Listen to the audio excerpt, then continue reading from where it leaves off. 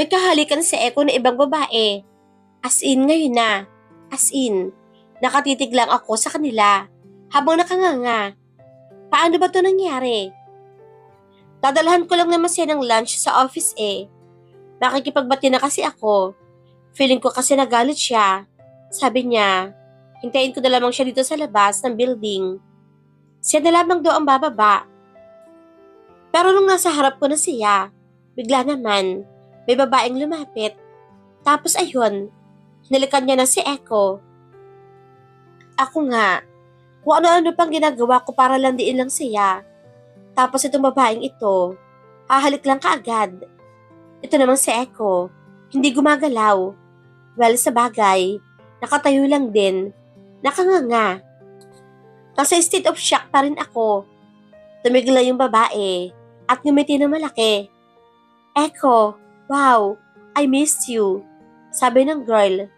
Teka, kilala niya ba si Eko? Liz, bigla naman, nagsalita si Eko. Kaya napatingin ako sa kanya. Nakatitig lang siya dun sa girl. Kilala niya rin pala yung babae. Yes, I'm back. Then bigla nagsuot ng shades yung babae. See you later, honey bunch, sabi niya tapos umalis na. Ay wait, nag-flying kiss pa pala. Teka. Ano yun? Mga halik tapos aalis bigla. Tapos anong sabi niya? Honey bunch? Si Eko naman, nakatitig lamang dun sa babae kanina. Napatingin bigla sa akin. Ano to? Ngayon lamang niya na-realize na andito ako. Napakamot naman siya sa kanyang ulo. Kasi, Eko, ano yung honey bunch? Bakit yun ang tawag niya sa'yo? Tapos, bakit biglang nagpahalik ka sa kanya? Nabigla lang ako. Nabigla daw. Kilala mo nga siya. Di ba sabi mo, siya si Liz. Nag-iwas naman siya ng tingin sa akin. Tapos huminga ng malalim. She's my ex-girlfriend. Ano to? Nalaki ang mga mata ko. Anong gagawin ko? Teka, kailangan ko si Angie. Kailangan ko siyang puntahan. Nag-start na ako maglakad. Kasi, sandali lang. Hinabol naman ako ni Eko. Nagulat lang naman ako. Kaya hindi ako nakagalaw eh. Dara-diretso pa rin ako sa paglalakad. Hast, huwag ka na nga magalit. Hinawakan naman niya ang arm ko. Kaya napatigil ako. Pero di ba, Bubu? Ako yung girlfriend mo. Sabi mo, ako yung girlfriend mo. Bakit may isa ka pang girlfriend? Nagbuntong hininga naman siya. Kasi, tapos na kami ni Liz. Matagal na yon. Naglakad na ako ulit. Okay, fine. Sorry na. Nagsorry siya. Napatigil naman ako sa paglalakad. Ikaw na nga yung girlfriend ko ngayon, di ba? I'm even married to you. Ano pa bang gusto mo? Humarap naman ako sa kanya. Tapos, nilapitan ko siya. Tapos nilagay ko ang lunchbox sa kanyang kamay. Isang kiss lang, Eko. Isang kiss. Yun ang gusto ko. Nag-effort pa nga ako. Tapos, biglang yung si Liz na yun. Hahalikan ka na lang basta-basta. Yan ang gusto kong sabihin. Pero nag-walk out na lang ulit ako. This time, hindi na siya sumunod sa akin. Pero narinig ko pa rin siya sumisigaw. Fine, galit ka. Pwes, galit din ako sa'yo. Nagtaksi na akong pabalik sa bahay. Tapos sinawagan ko si Angie. Tapos ayun, nagtago ako sa loob ng closet ko. Ano ka ba kasi? Bakit ba iniwan si Eko doon? Nagalit ulit siya sa'yo. Pati konsensya ko, nakukonsensya. Kasi naman, kapag nakita mo yung asawa mo, may kahalikan ibang babae, siguro naman, pwede mag-emote ka naman konti, di ba? Hindi ko alam kung ilang oras na ako sa loob ng cabinet ko. Pero nang binuksan ni Angie yung pinto ng cabinet, nakatulala na lang ako. Kasi ano ka ba? Ang hirap mong hanapin. Bakit ba kasi andyan ka? Ange. Nilabas naman niya muna ako sa cabinet. Tapos binaba niya ako papunta sa sofa. Pinainom ako ng tubig. Tapos binuksan niya ang TV. Kumuha pa nga siya ng chichirya sa kitchen. O bilis na, kwento na. Tinaas niya pa ang kanyang paa. Angie, may girlfriend pa siyang iba. Nilipat-lipat pa ni Angie yung channel. O tapos bigla, hinalikan pa siya ng girl. Kumain pa rin si Angie ng sitsurya. O tapos ayun, hindi man lang siya gumalaw. Nakatayo lang siya doon. Shit, ang laki talaga ng hinaharap ng babae. Napatingin naman ako kay Angie. Si Echo, malaki? Naguguluhan kong sabi. What? Kasi, natawa naman siya. Hindi si Echo yun oh. Yung model sa TV. Grabe, siya na ang sexy. Ange naman eh. Hindi ka ba nakikinig sa akin? Napatingin ako sa TV. Grabe nga Ange. Ang laki nga na kanyang hinaharap. Sabi ko naman sa iyo eh. Hay nako, mga model talaga. Sila na. Nalaki naman bigla ang mga mata ko. Oo nga Ange. Siya na nga. Siya na nga kasi. Siya na ang sexy. Siya na ang model. Hindi Ange. Tumayo naman ako at lumapit sa TV. Siya yung si Liz. Siya yung sipang girlfriend ni Echo. Napatigil naman siya sa pagkain. Ha? May sipang girlfriend si Echo? Oo, meron. Hindi ka naman kasi nakikinig sa akin eh. Tinignan ko pa si Liz sa TV. Hala, model pala siya. Ulitin mo nga yung kwento mo kasi. Ang gulo mo kasi eh. Sinabi ba ni Echo na girlfriend niya yung model? Oo nga, Ange. Umupo na ulit ako sa tabi niya. Sinabi nga ni Echo na girlfriend nga niya yung si Liz. Pagkatapos siyang halikan. Nilasan naman niya ako ng kilay. Bakit parang hindi ka naniniwala sa akin, Ange? Isipin mo mabuti kasi. Sinabi niya ba, girlfriend pa rin pa niya yung babae hanggang ngayon? O ex-girlfriend na niya? Yun nga, Ange. Ex-girlfriend nga niya. Di ba ibig sabihin nun, may isa pa siyang girlfriend? Inarapan niya naman ako. Oo nga kasi. Nagkaroon pa siya ng isang girlfriend. Pero tapos na yun eh. Kaya nga, ex na di ba? Eh bakit ako, Ange? Wala akong ibang boyfriend. Si Echo lang naman talaga yung boyfriend ko eh. Eh kasi nga kasi, iba ka. Abnormal ka. Ha? Hindi kaya. Tumayo naman bigla si Angie. Tapos kinuha na yung kanyang bag. Teka, aalis ka na? Oo kasi. Nakipagbati ka na kasi sa asawa mo. Huwag mo na nga akong idamay. Pero Ange, sige ka kasi. Pag lagi mo siyang inaaway, maagaw siya ng model na yon. Gusto mo ba yon? Napatayo na rin ako. Ayoko nga. Hindi ako papayag no? Naglakad na si Angie. Papuntang pinto. O Eddie, wag mo na siyang awayin. Nakipagbati ka na kay Papa Echo. Ikaw yung pinakasalan niya. Ikaw yung may karapatan, no? Naks naman, ang mga words of wisdom ni Angie. Nagbeso na kami tapos umalis na siya. Oo, tama. Dapat hindi ko na siya awayin. Nagsorry na nga siya, di ba? Go kasi. Hindi ko hahayaan. Makuha siya ng model na iyon. Akin lang si Echo, no? Naglinis na lang ako ng bahay. Tapos nagpainit ng konti. Dahil medyo gabi na, nagluto ako ng masarap na lasagna.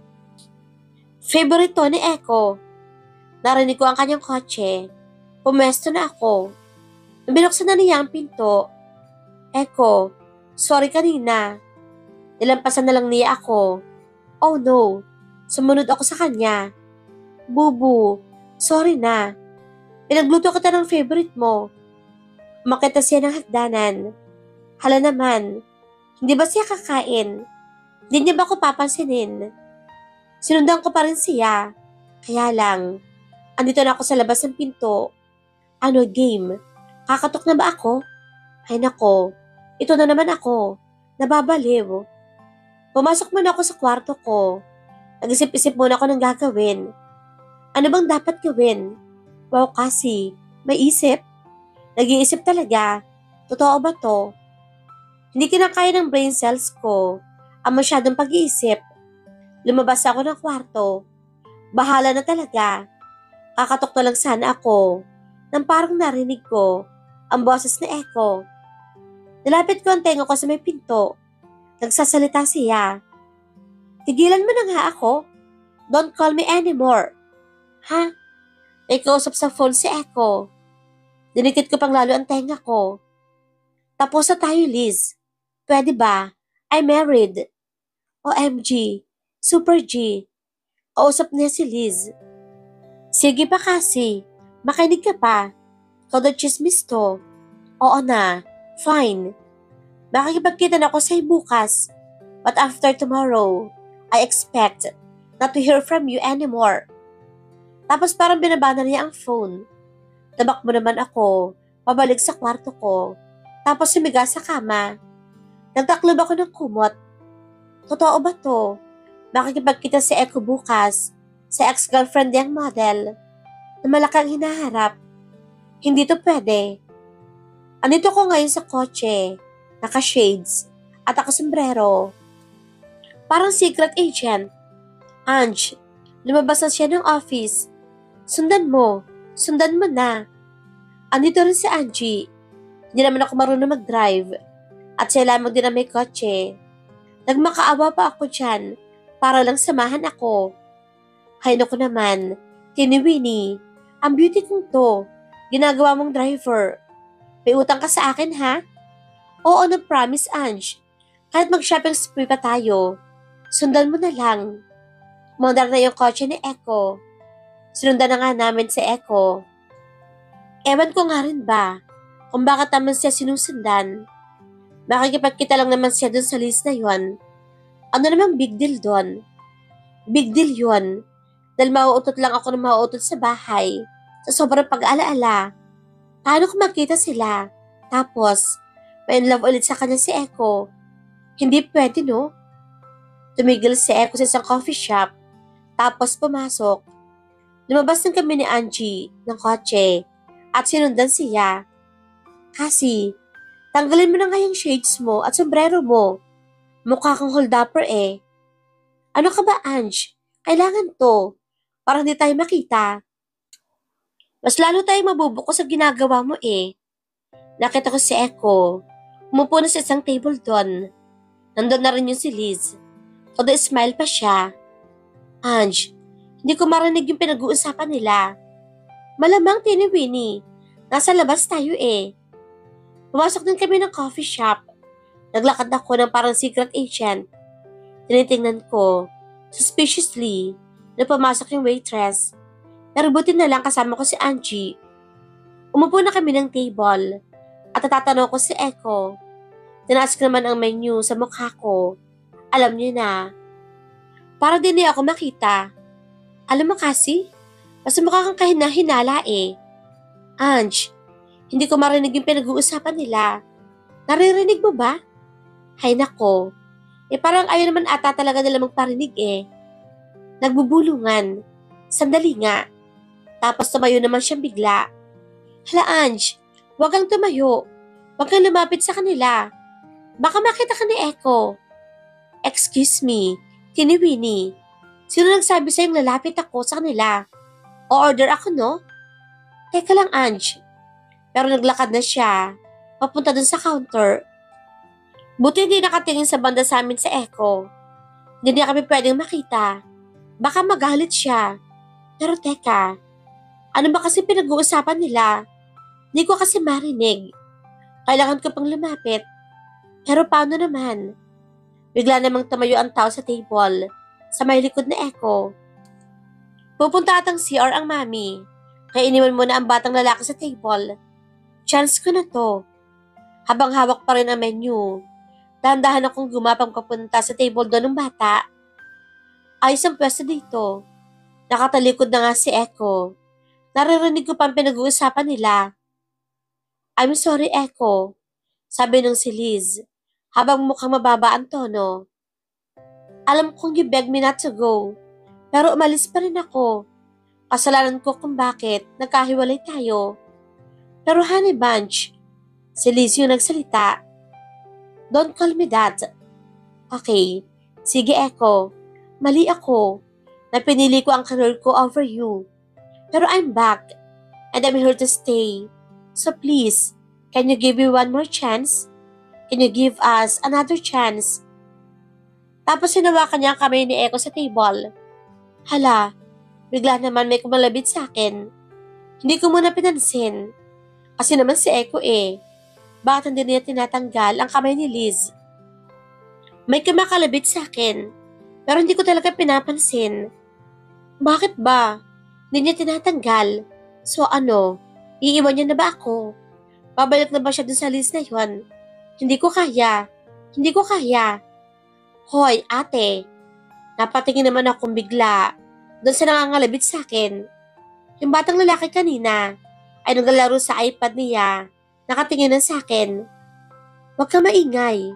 Bulong ko sa kanya. Tumingin ako ulit kina Echo. Bakit ka ba nasa floor, ate? At saka bakit may shades ka at sombrero? Ang baduy. Aba, etyoserong bata to. Ngumiti na lang ako sa kanya. Kasi ako ninja. Nasa isang mission ako ngayon. Kaya huwag ka maingay, ha? Parang move ata. Dahil biglang nalaki ang mga mata niya. Tapos ngumiti ng malaki. Talaga, ate? Ninja ka? Parang si Naruto? Ganon? Huwag mo lakasan yung boses mo. Tumango naman siya. Oo. Parang si Naruto.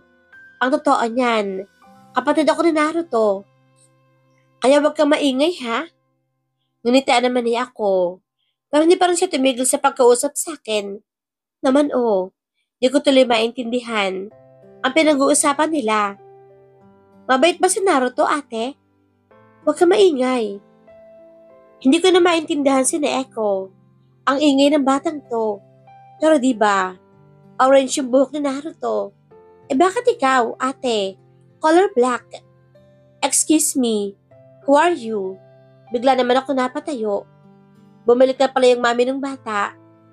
Why are you talking to my son? Ano po kasi? Di ako makapag-isip ng sasabihin. Mami, patay na. Sumigaw na ang bata habang lumalapit doon sa kanyang mami. Kapatid siya ni Naruto. Ang galing. Tinuro-turo pa ako ng bata. Hala naman, feeling ko. Nakatingin na sa akin ng buong coffee shop. Pati nga si Anja na sa counter. Napanganga. For sure si Echo. Nakatingin na rin sa likuran ko. What are you saying to my child? Sabi naman sa akin ng mami. Napatungo na lang ako. Lagot. Ma'am, may problema po ba? Lumapit naman sa amin yung waitress. At tinitingnan ko kanina na masama. Kasi, oh Lord, please, lamunin mo ako ng lupa. Kahit hindi ako lumingon, alam ko, boses ni Echo yon. Todo sumbang naman ang mami ng bata sa waitress. Tapos yung bata, sigaw ng sigaw, na ako daw yung kapatid ni Naruto. Nakatingin na sa amin ang lahat ng tao. Naglakad na palapit sa akin si Angie. At feeling ko rin any moment, lalapit na rin si Echo sa akin. At syempre, kapag nasa ganitong sitwasyon, isa lang naman ang pwede mong gawin. Takbo.